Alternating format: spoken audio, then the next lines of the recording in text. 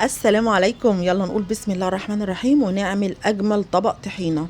معايا كوبايه سمسم من الاحمر مش اللي هو الابيض، ومعايا كوبايه سوداني من بتاع الحلويات اللي هو ما فيهوش ملح. هنزل كده على النار بس يسخنوا، يعني يطلعوا الزيوت الطياره بتاعتهم، وبعدين هاجي بقى في المطحنه وهطحنهم كده مع بعض الاتنين طحن ناعم.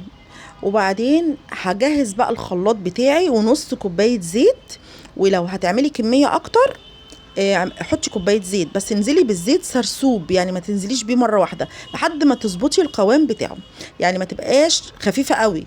بصوا بقى الجمال. طبعا لو انت عندك سمسم ابيض يبقى احسن يعني، بس انا استغليت السمسم اللي عندي وعملت اجمل طحينه، ريحتها جميله، ريحتها تحفه تحفه تحفه.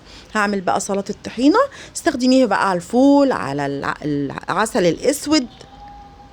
انا بحب الطحينه عموما يعني في السلطه، جميله جدا. بصوا الجمال. هعمل بقى طبق طحينه، على فكره ما بيفرقش السمسم الاحمر من السمسم الابيض، وطعمها بيبقى جميل برضو.